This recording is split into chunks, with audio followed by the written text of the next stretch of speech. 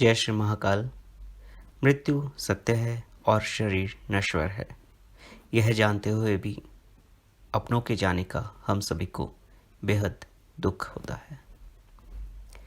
आप सभी के सामने एक छोटी सी कहानी सुनाने जा रहा हूँ कि मृत्यु सत्य है। कृपया ध्यान से सुनिए और अपने विचार प्रकट कीजिए। मृत्यु सत्य है। एक राधेश्याम नामक युवक था। स्वभाव का बड़ा ही शांत एवं सुविचारों वाला व्यक्ति था। उसका छोटा सा परिवार था जिसमें उसके माता पिता, पत्नी एवं 2 बच्चे थे। सभी से वो बेहद प्यार करता था। इसके अलावा वो कृष्ण भक्त था और सभी पर दया भाव रखता था। जरूरतमंद की सेवा करता था, किसी को दुख नहीं देता था। उसके इन्हीं गुणों के कारण श्री कृष्ण उससे बहुत प्रसन्न थे और सदैव उसके साथ रहते थे। और राधेश्याम अपने कृष्ण को देख भी सकता था और बातें भी करता था। इसके बावजूद उसने कभी ईश्वर से कुछ नहीं मांगा। वह बहुत खुश रहता था क्योंकि ईश्वर हमेशा उसके साथ रहते थे, उसे मार्गदर्शन देते थे। राधेश्याम भी कृष्ण को अपने मित्र की तरह ही पुकारता था और उनसे अपने विचारों को बांटता था। एक दिन राधेश्याम के पिता की तबीयत अचानक खराब हो गई। उन्हें अस्पताल में भर्ती किया गया। उसने सभी डॉक्टर्स के हाथ जोड़े, अपने पिता को बचाने की मिन्नतें की, लेकिन सभी ने उससे कहा कि वो ज़्यादा उम्मीद नहीं दे सकते और सभी ने उसे भगवान पर भरोसा रखने को कहा। तभी राधेश्याम को कृष्ण का ख्याल आया और उसने अपने कृष्ण को पुकारा। कृष्ण दौड़े चले आए। राधेश्याम ने कहा, मित्र, तुम तो भगवान हो, मेरे पिता को बचा लो। कृष्ण ने कहा, मित्र, ये मेरे हाथों में नहीं है। अगर मृत्यु का समय होगा तो होना तय है। इस पर राधेश्याम नाराज हो गया और कृष्ण से लड़ने लगा। गुस्से में उन्हें कोसने लगा। भगवान ने भी उसे बहुत समझाया पर उसने एक ना सुनी।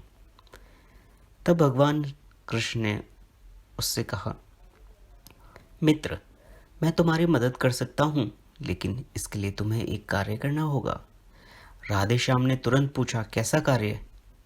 कृष्ण ने कहा, तुम्हें किसी एक घर से मुट्ठी भर ज्वार लानी होगी और ध्यान रखना होगा कि उस परिवार में कभी किसी की मृत्यु नहीं हुई हो। राधेश्याम झट से हाँ बोलकर तलाश में निकल गया। उसने कई दरवाजे खटखटाए। हर घर में ज्वार तो होती, लेकिन ऐसा कोई घर नहीं होता जिनके परिवार में किसी की मृत्यु ना हुई हो। किसी का पिता, किसी का दादा, किसी का भाई, माँ, काकी या बहन। 2 दिन तक भटकने के बाद भी राधेश्याम को एक ऐसा घर नहीं मिला। तब उसे इस बात का एहसास हुआ कि मृत्यु एक अटल है। इसका सामना सभी को करना होता है। इससे कोई नहीं भाग सकता और वो अपने व्यवहार के लिए कृष्ण से क्षमा मांगता है और निर्णय लेता है जब तक उसके पिता जीवित हैं उनकी सेवा करेगा। थोड़े दिनों बाद राधेश्याम के पिता स्वर्ग सिधार जाते हैं। उसे दुख तो होता है, लेकिन ईश्वर की दी उस सीख के कारण उसका मन शांत रहता है। दोस्तों, इसी प्रकार हम सभी को इस सच को स्वीकार करना चाहिए कि मृत्यु एक अटल सत्य है। उसे नकारना मूर्खता है। दुख होता है, लेकिन उसमें फंस जाना गलत है, क्योंकि केवल आप ही उस दुख से पीड़ित नहीं हैं, अपितु संपूर्ण मानव जाति उस दुख से रूबरू होती है। ऐसे सच को स्वीकार कर आगे बढ़ना ही जीवन है। कई बार हम अपने किसी खास के चले जाने से इतने बेबस हो जाते हैं कि सामने खड़ा जीवन और उससे जुड़े लोग हमें दिखाई नहीं दे पड़ते। ऐसे अंधकार से निकलना मुश्किल हो जाता है।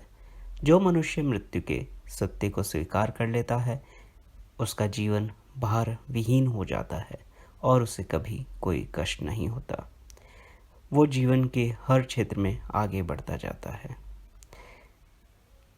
आप सभी को ये कहानी अच्छी लगी हो तो लाइक कीजिए, कमेंट कीजिए और शेयर कीजिए। आगे और कहानी सुनने के लिए मेरे चैनल को सब्सक्राइब कीजिए।